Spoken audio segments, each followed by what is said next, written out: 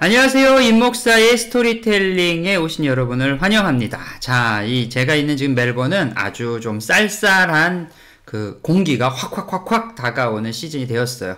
이제 남반부이기 때문에 북반부와는 좀 계절적인 차이가 있죠. 자, 이 쌀쌀해질 때 호주에서는 이제 생각나는 것이 있는데 그게 이제 부활절이 다가온다는 뭐라 그럴까, 사인이라고 할까요? 그렇죠. 근데 부활절 전에 보면 항상 우리가 준비하는 것이 있어요. 그게 바로 이제 팜 선데이라고 얘기해가지고 한국말로 하면 이제 종료주일이라고, 종료주일. 이 종료주일에 대한 얘기를 하다 보면 항상 등장하는 동물이 하나 있습니다. 바로 나귀 새끼. 네, 발음이 좀 그러네요. 네, 뭐라 그럴까? 새끼, 나귀, 똑같은 말일까? 네, 어쨌든, 나귀의 새끼에 대한 이야기가 나오는데 오늘 그 얘기를 좀 여러분과 함께 나눠보도록 하겠습니다. 바로 누가복음 19장 28절에서 48절까지에 있는 내용들의 이 이야기가 좀, 포커싱이 좀 되는데요.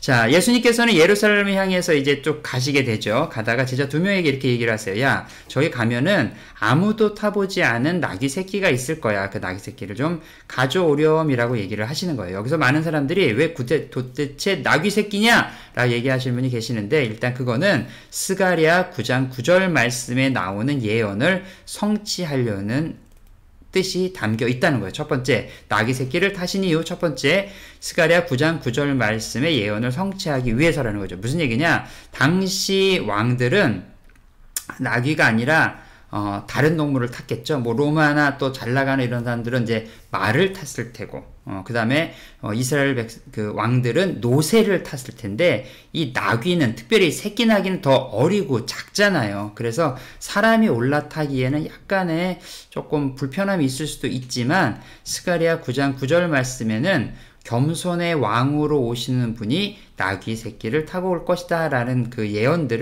예언이 있기 때문에 예수님께서 그 예언을 이루시기 위해서 나귀 새끼를 타고 오셨다는 얘기죠. 근데 여기에 재미있는 게 뭐냐면 31절 말씀에 보니까 이제 이게 만약에 이게 왜 이걸 가져가냐 그러면은 뭐라고 했냐면 주가 쓰시겠다 하라라고 얘기를 하라는 거예요. 주가 쓰시겠다 하라. 여러분, 이 말씀 어떻게 생각하십니까? 예를 들어서 여러분이 무언가가 있는데 주님께서 내가 이거를 쓰고자 한다 라고 얘기할 때 여러분 어떻게 하시겠어요? 이게 참 고민되는 얘기입니다. 제가 이 말씀을 가지고 저희 이제 교회에 주일학교 교사분들하고 좀 같이 쉐어링을 하다 보니까 어떤 분은 목사님, 저는요, 이렇게 나귀 새끼를 들을 만한 믿음이 없어요. 이런 얘기를 하시더라고요. 당시 나귀 새끼면 뭐, 예를 들어서 소형차 한 대 정도 될 수도 있는데, 저는 그 정도의 재정적 능력이나 상황이 안 돼요. 그럼 저 같은 사람은 어떻게 해야 되나 하면서 상당히 걱정을 하시더라고요. 그래서, 자, 제가 이제 말씀을 드렸어요. 첫째, 예수님께서는 드릴 수 있는 거를 요구하세요. 내가 드릴 수도 없는데, 예를 들어서 너 은행에 가가지고 담보 맡기고 돈 좀 한 뭐 몇 억 정도 해다가 건축원금 바쳐라. 이렇게 하진 않으신다는 거예요. 이렇게 하시는. 예수님께서는 무언가를 요구하실 때 우리가 할 수 있는 부분, 그리고 기도하고 그것이 하나님의 뜻인가를 반드시 분별하고 그리고 드리기를 원하신다는 거죠. 그러니까 나귀 새끼 하나를 풀어서 줘도 나귀 새끼의 주인은 어쩌면 크게 재산상의 뭐 어려움이 없었을 수도 있어요. 물론 이건 제 추측입니다. 재산, 자기가 있는 것 중에 정말 소중한 걸 내어드릴 수도 있지만 중요한 것은 예수님께서 원하시는 것들을 내가 드릴 때 내 마음은 어디에 있느냐라는 거죠. 그리고 또 하나 중요한 것이 뭐냐면 이런 것 같아요. 예수님께서 원하시는 것들은 결국은 다 예수님의 것이에요. 우리가 가지고 있는 것 중에서 예수님의 소유가 아닌 것이 어디 있겠습니까? 우린 태어날 때 아무것도 없이 태어났는데 지금 내가 누리고 있는 여러 가지 환경들과 상황들 모두 다 하나님께서 주신 선물이고 예수 그리스도를 위하여 좀 편하시다면 언제든 내어드릴 수 있는 그런 마음의 자세가 있는 것, 그게 사실은 이제 신앙인의 본 모습이겠죠. 오늘 예수님께서는 나귀 새끼를 타고 가신 이유가 구약의 말씀을 예수님께서 성취하기 위해서고요.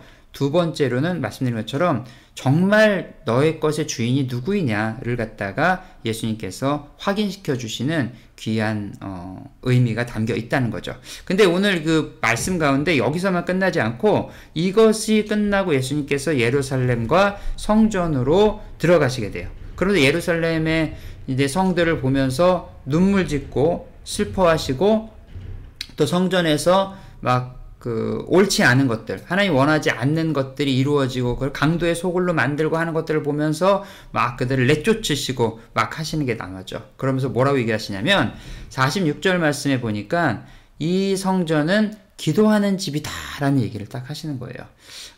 성전이 거룩함을 상실했어요. 예루살렘의 종교 지도자들 때문에 예루살렘에는 타락이 다가왔어요. 그러니까 원래의 목적대로 쓰이지 않는 예루살렘과 또 성전을 보면서 예수님은 눈물을 흘리시고 이들에게 어떻게 하셨어요? 책망을 하셨다는 거죠. 자, 나귀 새끼 한번 다시 돌아가 볼게요. 원래 나귀 새끼의 목적은 아직 아무도 타보지 않았고 아무 짐도 날라보지 않았기 때문에 나귀 새끼가 어떠한 역할을 해야 되느냐가 구체적이거나 정확하지 않을 수도 있어요. 하지만 나귀 새끼의 첫 번째 임무가 예수님을 태우고 입성하는 것에 쓰임을 받았다. 이건 되게 의미가 있는 것 같아요. 그렇다면 예루살렘과 성전은 예수님의 의도대로 쓰여지지 않았다는 거죠.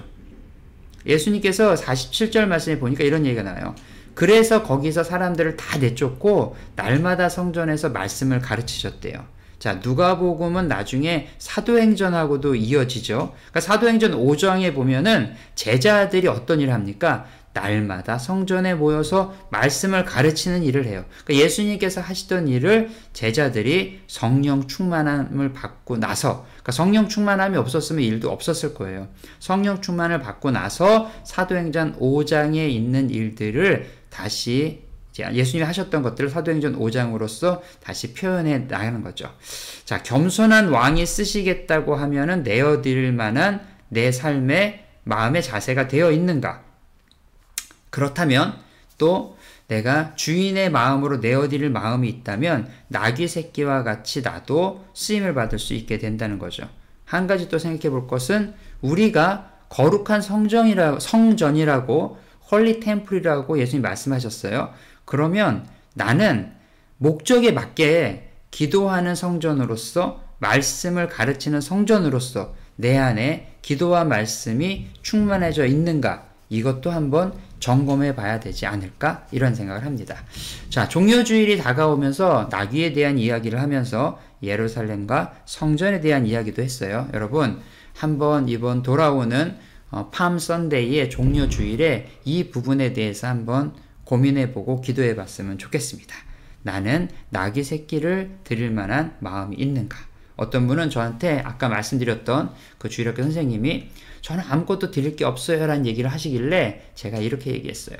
예수님께서 원하시는 거는 대단한 무언가를 드리는 게 아니라 예수님과 단 하루, 아침마다 예수님과 매일매일 10분이나 15분의 시간을 두고 그 예수님과 함께 교제를 하고 말씀을 나누고 페이스 투 페이스로 예수님을 대면하는 것, 그것이 우리가 드릴 수 있는 새끼 나귀는 아닐까요? 라고 얘기를 했더니 그 주일학교 선생님이 눈시울이 그렁그렁 하시더라고요.